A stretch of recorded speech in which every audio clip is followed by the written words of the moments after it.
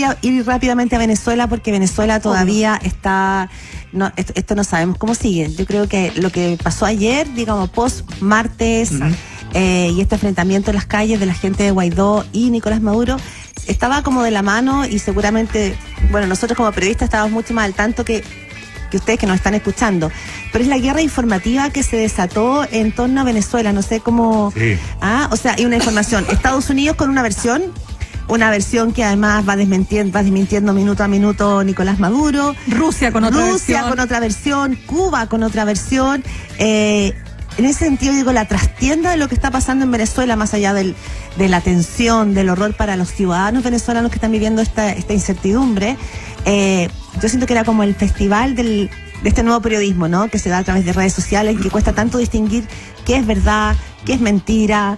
Yo creo que se puso en juego esto que veníamos hablando hace tanto, ¿no? El fake news y cómo se empieza a manipular también la información. Yo creo que hay que, claro, retroceder 2 pasos ante cada versión que uno lee, ¿cierto?, y escucha, y ir ateniéndose a los hechos visibles y no confundirlos además con hechos que a veces son de otros tiempos y que en la propagación de informaciones se mezclan, porque habría que, por ejemplo, quedarse con lo que pasó el martes, pero con lo que pasó el martes, no mezclarlo con otras cosas que pasaron antes. Porque aquí yo he visto una ensalada, por ejemplo, de imágenes en las cuales aparecen a veces imágenes de archivo vinculadas o entremezcladas con lo del martes. Imágenes de archivo de grandes movilizaciones, por ejemplo, que no se produjeron el martes. No. Si ¿qué vimos el martes? Vimos una escaramuza bastante patética entre unas decenas de personas y otras decenas de personas. No hubo nada, no hubo, y lo planteamos aquí muy temprano, no hubo sublevación, que asonada, ni que levantamiento, ni 8 cuartos, si no hubo nada de eso. No hubo ningún cuartel tomado, ni un grupo amotinado militares, no hubo nada. Los uniformados que vimos, enfrentando también a la fuerza oficial de Maduro, a la Guardia Nacional Bolivariana, con esas panchitas medias blancas que atropellaron a la gente incluso, eran unos pelados, no, eran unos soldados rasos que desertaron probablemente días anteriores o esa misma mañana. Y algunos de ellos, incluso dando versiones, una vez que habían sido detenidos, de que habían sido conducidos bajo engaño. Además. Y porque... los que quedaron dando la pelea ahí, que se pusieron unas pañoletas azules en la cara, en fin, decían, no, los que se están distinguiendo, que son las fuerzas que están con la oposición democrática, son los que tienen pañoletas azules.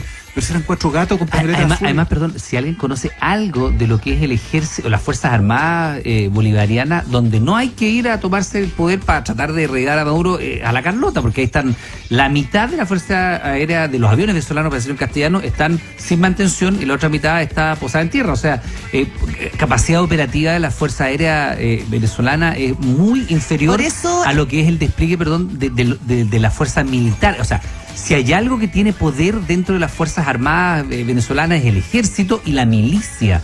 Recordemos que hay más de 1 millón de ciudadanos civiles armados por el gobierno de Chávez y Maduro que recibieron una instrucción paramilitar precaria. Todo el mundo dice que son muy precarios. Hemos visto algunas imágenes de esas formaciones, de esos ejercicios. Son personas no siempre con una buena condición física, con algún tipo de implemento, fusiles, armas cortas, que no servirían para una talla regular, en fin. Pero si tú quieres sublevar al ejército, no tienes que partir por la aviación. Tienes que partir por el ejército. Es que la pregunta es si ese es el camino que pretende Juan Guaidó, o lo que se está viendo, o lo que trasunta de esto es una negociación larvada que fracasó en este caso y que ya está avanzando por... la versión norteamericana. Mira, más allá de si viene de Estados Unidos o no, lo que pasa es lo siguiente, que, a ver, primero, pensar en un autogolpe parece menos probable que pensar en una salida negociada, en tanto las Fuerzas Armadas pasan a jugar un rol político, porque lo van a tener que jugar, para efectos de lograr terminar con esta tremenda crisis. Hoy día el país está naturalmente dividido en 2, porque no hay que olvidar, y esto también hay que señalarlo, o sea, Nicolás Maduro también tiene su apoyo popular. O sea, recordemos que las medidas del chavismo lo que pretendieron también fue darle una mayor participación y también mejorar las condiciones, ¿no es cierto?, económicas muy desafortunadas que tenían los sectores más postergados. Entonces, tiene una base en cierto sector poblacional, ojo, todavía leal. Clientelismo político. Clientelismo, o que definitivamente, ¿no es cierto? Pero espérame, para cerrar. Entonces, yo creo que lo que está viendo el ejército acá es que el ejército es hoy día, aparentemente, la llave de la salida. Yo de verdad escribo a esa hipótesis de que el ejército no es que esté tan incondicional a Maduro. El ejército está evaluando. Este es un ejército que parece más bien estar administrando una crisis.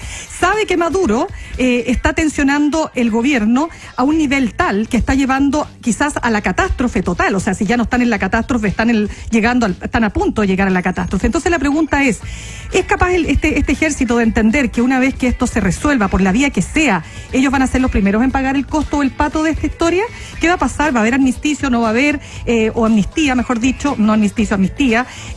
¿Cómo va a quedar el ejército en esto? Entonces yo tengo la sensación de que aquellas informaciones que también se publican en la prensa, que hablan de negociaciones, no me parece tan descabellado, fíjate. Espérate, decir primero que nada que una de las cartas de Guaidó a los militares es precisamente una ley de amnistía, o sea que si tú preguntas qué va a pasar con ellos, los van a amnistiar eventualmente si esto ocurre.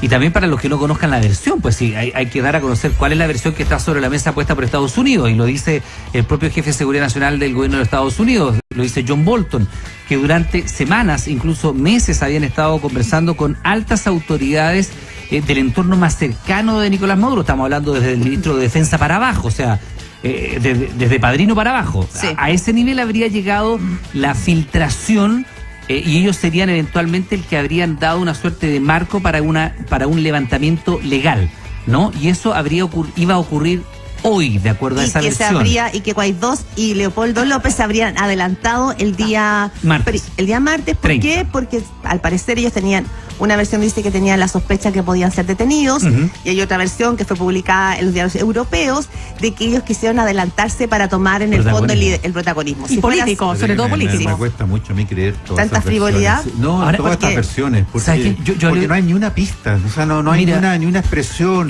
no veo en la Fuerza Armada ni ninguno de sus jerarcas ninguna palabra que me permita decir, mire, sí, parece que algo están evaluando, porque en el discurso se mantienen fieles a Maduro. Y si tú ves, perdón, el real, hay quienes dicen que es el uno, pero el real poder detrás de... O sea, está Maduro como presidente de Venezuela y tienes un presidente cargado, una cosa muy rara.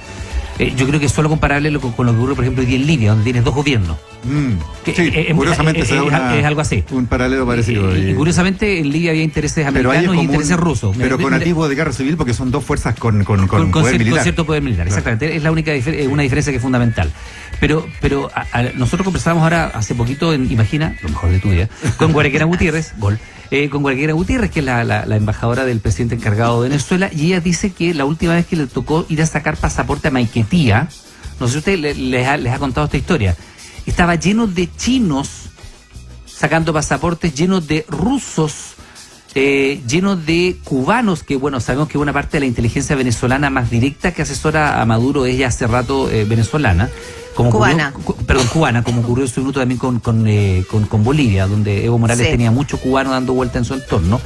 Y ella dice, cuando se le pregunta por esta frase que han dicho desde el presidente Trump para abajo, todas las opciones están sobre la mesa, a propósito de la intervención militar, ella dice que la opción militar ya está en curso porque, de acuerdo a Guarequena Gutiérrez, hay un contingente muy importante de chinos y rusos presentes ya en Venezuela. Cuando dice chinos y rusos, para que nuestros auditores entiendan, estamos hablando de que acá hay un conflicto que está al interior de Venezuela. Y hay un geopolítico grande. La verdad es que esto es de marca mayor. Aquí estamos hablando de un tablero. Estados Unidos, Rusia, China y Cuba. Y lo que dice Iván Núñez es un factor a tener en cuenta clave. Cuba, por algo, Donald Trump le dijo a Cuba, o sacan a su gente o viene un bloqueo brutal. Cuba está siendo un actor esencial en la crisis en Venezuela, porque hay no solamente asesores que están trabajando en la seguridad y en los temas de inteligencia de Venezuela, sino que en el fondo para muchos dicen, bueno, acá lo que ha habido, hay un grupo de contingente que tiene pega en Venezuela. Y Cuba, ¿qué tiene de reporte? Bueno, energía, luz, que para mantener la revolución gratis, claro, y gratis, es un tema importante. Petróleo. Entonces Cuba es un factor muy importante en esta crisis.